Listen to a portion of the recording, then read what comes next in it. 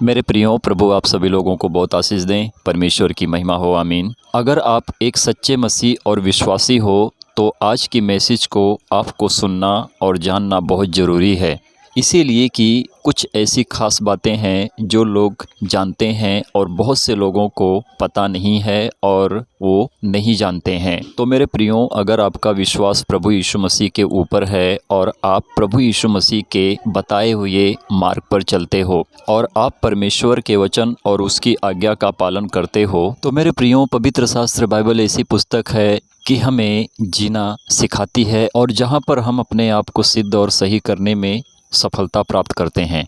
और पवित्र शास्त्र बाइबल हमें किसी भी धर्म का ज्ञान नहीं सिखाती है, परंतु हाँ, प्रभु यीशु मसीह परमेश्वर के सत्य वचन है और वचन ही तो परमेश्वर है जो हमें सही मार्ग परमेश्वर तक पहुंचाता है, और वो प्रभु यीशु मसीह है। तो मेरे प्रियो, हमें और आप सभी लोगों को सच्चाई जानने की बहुत ज़रूरत है, क्योंकि हम मसीहा में विश्वासी हैं, क्योंकि हम प्रभु यीशु मसीह के मार्ग पर चलते हैं और हमारा विश्वास परमेश्वर के सत्य वचन और उसकी आज्ञा पर बना रहता है।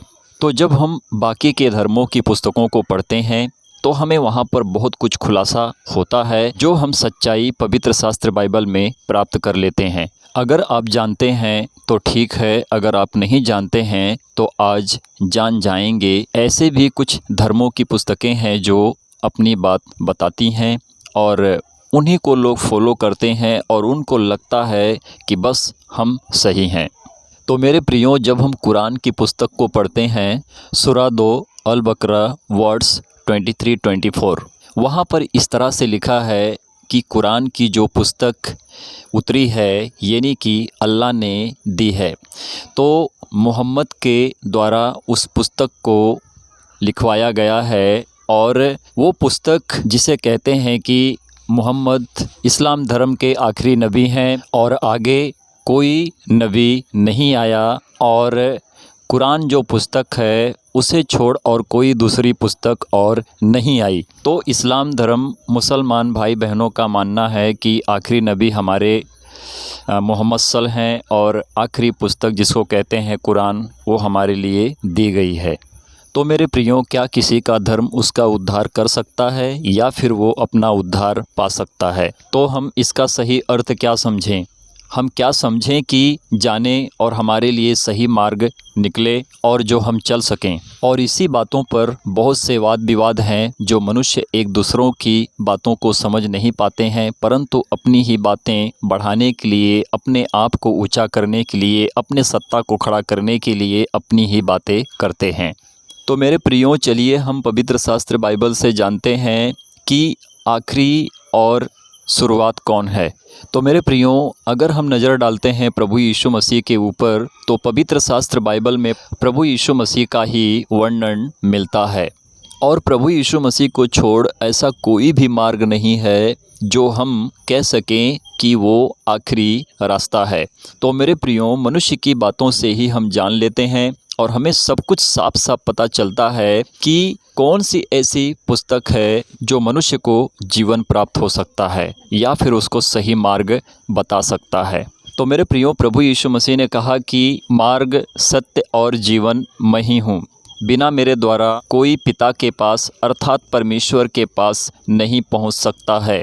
तो मेरे प्रियो, रास्ता दिखाने वाला प्रभु यीशु मसीह है और सच्चाई और सत्य की बातें प्रकट करने वाला सिर्फ प्रभु यीशु मसीह है, और मनुष्य को जीवन देने वाला सिर्फ प्रभु यीशु मसीह ही है, जो हर कोई अपने जीवन में उद्धार पाता है। जब हम प्रकाशित वाक्य अध्याय 19 वचन 9 और 10 को पढ़ते हैं, तो प्रियो देखो यहाँ पर किस तरह से लिखा है और प्रभु यीशु मसीह हमें क्या संदेश यानी कि अपने वचन के द्वारा हमें क्या बताते हैं। तब स्वर्गदूत ने मुझसे कहा, यह लिख कि धन्य वे हैं जो मेमने के विवाह के भोज में बुलाए गए हैं। तो प्रियो, यहाँ पर प्रभु यीशु मसीह के विषय में जो बातें हमें प्राप्त होती हैं, तो स्वर्गदूत ने जो यूहन्ना से बातें की थी उसी बातों को यूहन्ना ने लिखा है। यूहन्ना कहते हैं कि तब स्वर्गदूत ने मुझसे कहा, यह लिख कि धन्य वे हैं जो मेमने के विवाह के भोज में बुलाए गए हैं। तो प्रियो, ये मेमना कौन है? प्रभु यीशु मसीह उस मेमने पर दर्शाते हैं जिस रीति से कि व्यवस्था के लिए एक बलि की ज़रूरत होती है। तो मेरे प्रियो, मनुष्य के पाप को उठाने के लिए प्रभु यीशु मसीह ने एक मेमने की तरह थे जो अपने आप की बलि चढ़ाई थी।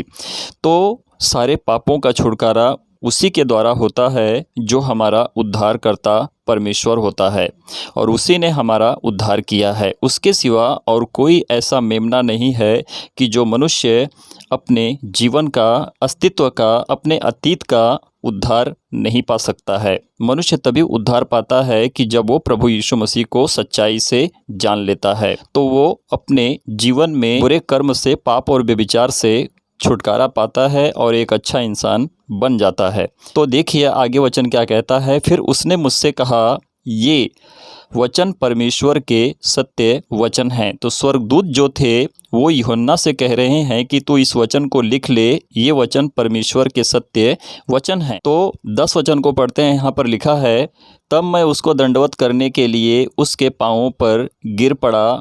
उसने मुझसे कहा, देख ऐसा मत कर, मैं तो और तेरे भाइयों का संगी दास हूँ जो यीशु की गवाही देने पर स्थिर है।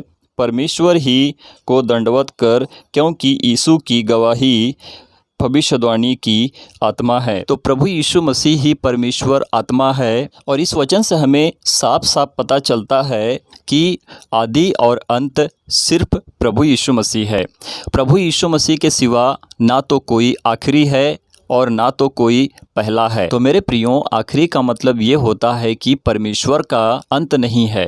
हाँ, परमेश्वर ने जिस रीति से मनुष्य की सृष्टि की है, आकाश और पृथ्वी के बीच में जो भी कुछ है और ये जगत जो परमेश्वर की दृष्टि में स्थिर है, इसे परमेश्वर नाश कर देगा। इसीलिए नाश कर देगा कि जिनका विश्वास परमेश्वर पर नहीं है उनका नाश हो जाएगा, परंतु जिनका विश्वास परमेश्वर पर है, जिन्होंने परमेश्वर के लिए सही कामों को किया है, अगर वो मर भी गए हैं तो भी जिएंगे, अगर वो जी रहे हैं तो स्वयं स्वर्ग में उठा लिए जाएंगे। क्योंकि मनुष्य का विश्वास ऐसा हो कि जो परमेश्वर उसको चाहे तो वो क्यों ना जीवित हो जाए। तो मेरे प्रियो, प्रभु यीशु मसीह ही वो सत्य मार्ग जीवन है और वही मनुष्य का उद्धार करेगा और मनुष्य को अनंत जीवन देगा। उसके सिवा ना तो कोई मार्ग है, उसके सिवा ना तो कोई जीवन है, उसके सिवा ना तो किसी में कोई सच्चाई है।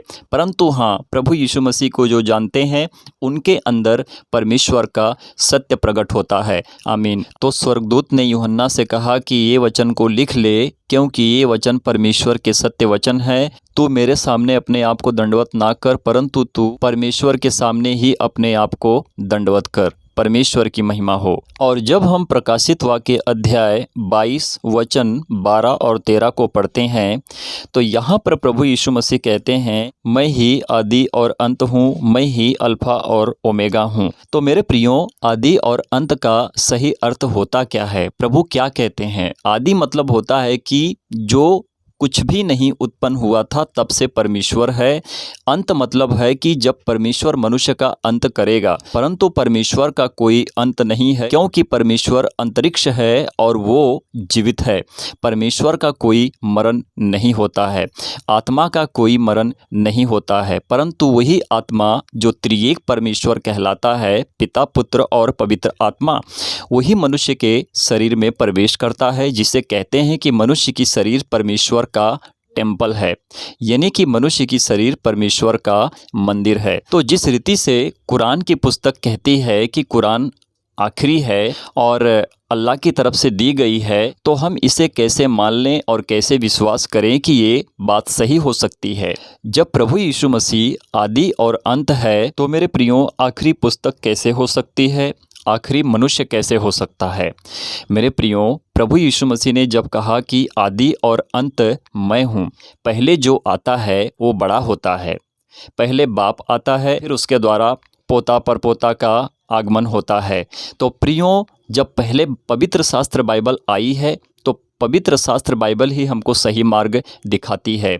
हम उसे छोड़ और किसी भी पुस्तक पर विश्वास नहीं कर सकते। हाँ, उसको हम पढ़ते हैं और जानकारी लेते हैं कि लिखा क्या है।